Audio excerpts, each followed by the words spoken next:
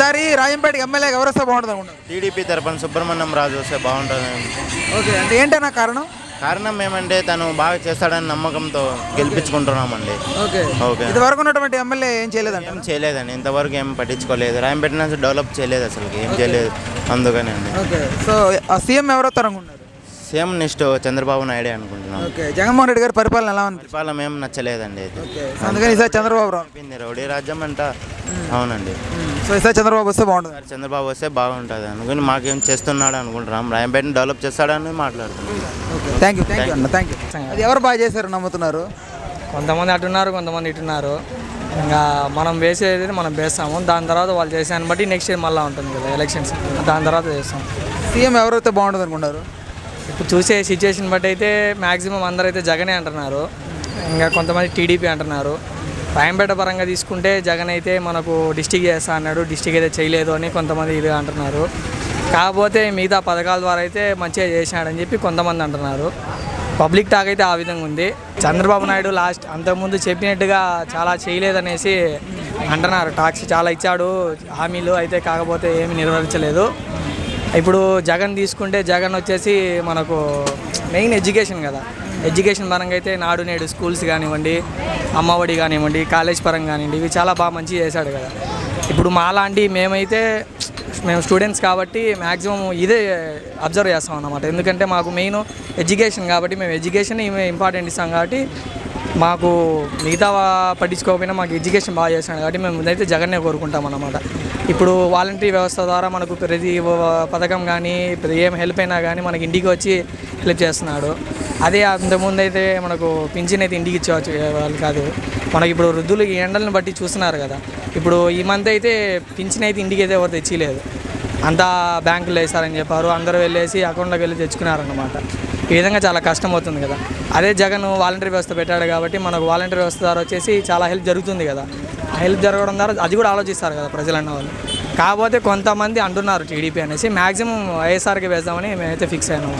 Okay, అటు ఎమ్మెల్యేగా చంద్రబాబు కాదు, ఎమ్మెల్యే ఇక్కడ లోకల్ ఎమ్మెల్యే. ఇప్పుడు లోకల్ ఎమ్మెల్యే ఎవరుంటే వాళ్ళకి వేస్తాం. అంటే టీడీపీ తరఫున ఎవరుంటే వాళ్ళకా? ఓకే, అంటే ఏమమ్మా తెలుగుదేశం రావాలని కోరుకోవడానికి కారణం? తెలుగుదేశమే కావాలి, మనం తెలుగు వాళ్ళం కాబట్టి. తెలుగు వాళ్ళం కాదమ్మా, అంటే పోయినసారి ఎవరికి వేస్తే ఓటు? నేను చంద్రబాబుకి ఎప్పుడు వేసేది. ఓకే, ఈసారి కూడా అంతేనా? ఓకే, సో జగన్మోహన్ రెడ్డి గారి పరిపాలన ఎలా అనిపిస్తుంది? బాగలేదు. బాగాలేదా? ఓకే, సో ఇప్పుడు మళ్ళీ చంద్రబాబు వస్తే బాగా చేస్తాడని నమ్ముతున్నావా? చేయకపోయినా చంద్రబాబు కావాలనుకుంటున్నాను. ఓకే, ఓకే అమ్మా. టీడీపీకి వస్తే బాగుంటుంది. అంటే ఏంటన్నా మార్పు కావాలని కోరుకోవడానికి కారణం? అవును, జనాలు విసిగిపోయారు. అధికారం వచ్చిన తర్వాత ప్రతిపక్షం మీద ఏదైనా కుట్రపూరిత చర్యలు తప్ప జనాలకి అభివృద్ధి చేసే కార్యక్రమాలు ఏమీ చేయలేదు ఇంతవరకు. ఆ ఫ్రీగా అమ్మఒడి, తర్వాత ఈ ఆటో వర్క్స్ కదా, అలా వేస్ట్గా డబ్బు పోవడం వల్ల జనాలకి ఏమవుతుందంటే ఏదో చేశారనిపిస్తుంది, అభివృద్ధి ఏం లేదు. ఇప్పుడు కూటమిలో ఉంది కదా, జనసేన, టీడీపీ, బీజేపీ ఉన్నారు కదా, వీళ్ళకి ఒకసారి అధికారం ఇస్తే బాగుంటుందని మా అభిప్రాయం.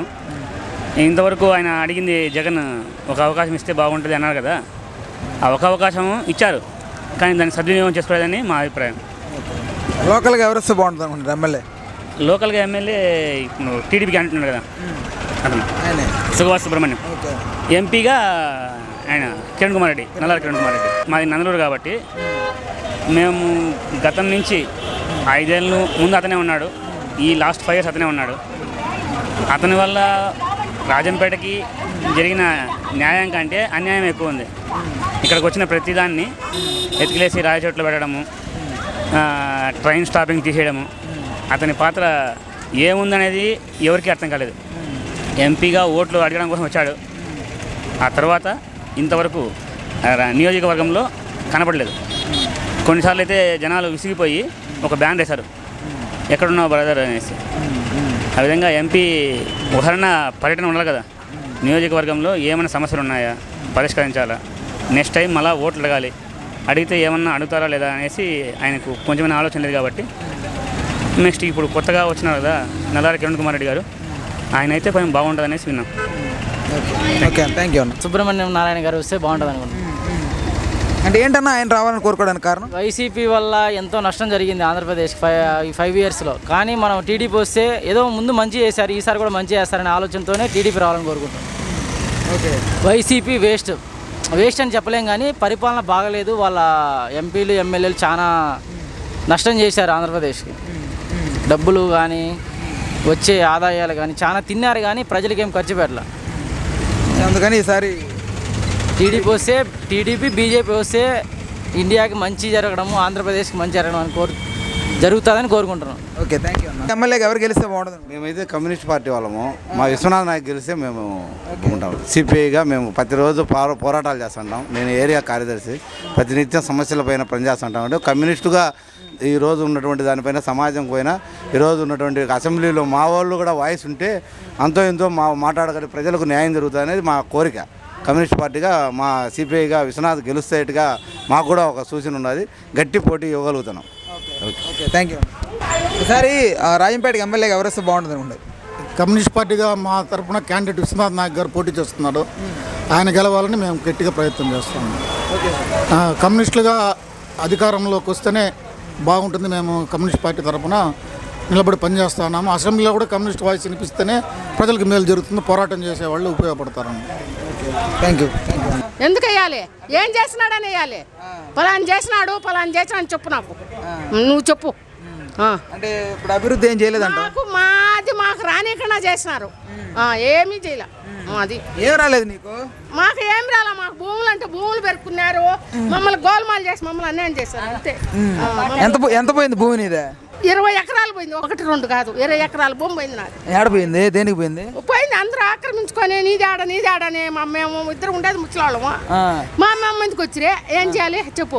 నీలాంటి కొడుకు మనం ఎవరో ఒకరు నింటినాక వాళ్ళ తడా చూపించింది. మాకు ఎవరు లేకపోతే వాళ్ళు మించుంటారే. మేమేం చేయాలి చెప్పు? పలానా చేయాలని చెప్పు. ఆయన డబ్బంతా పోచి మేము అన్యాయం అయిపోయినాం. ఏం చేయాలి?